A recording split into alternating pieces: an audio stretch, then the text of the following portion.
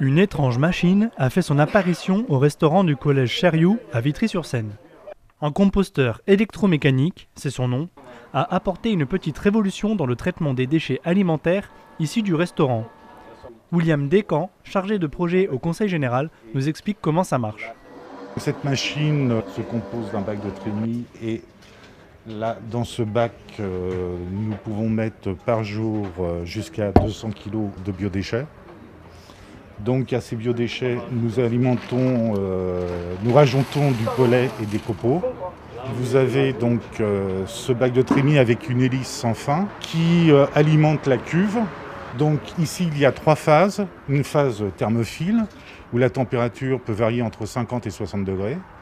Une phase mésophile, où la température varie entre 35 et 45 degrés.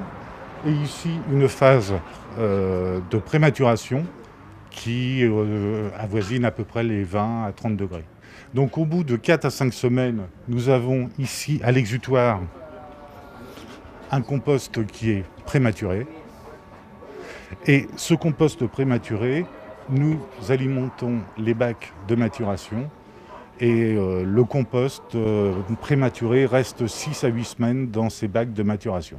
Objectif de ce composteur, transformer le compost ainsi obtenu en engrais pour les espaces verts du département. Il servira aussi de terrain d'études et de recherche pour les universitaires, mais aussi pour les collégiens et lycéens dans l'apprentissage du développement durable.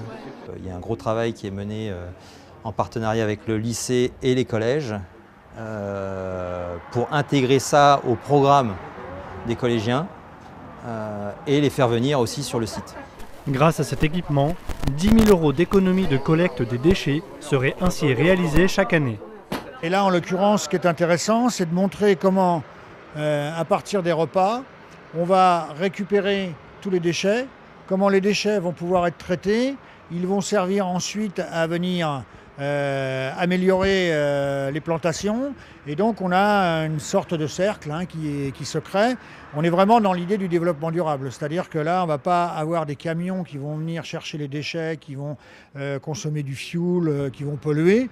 On retraite sur place. Très prochainement, des restaurants administratifs du Conseil général situés à Valenton et Créteil seront équipés du même dispositif, avec la volonté à terme de faire de même avec l'ensemble des autres restaurants départementaux.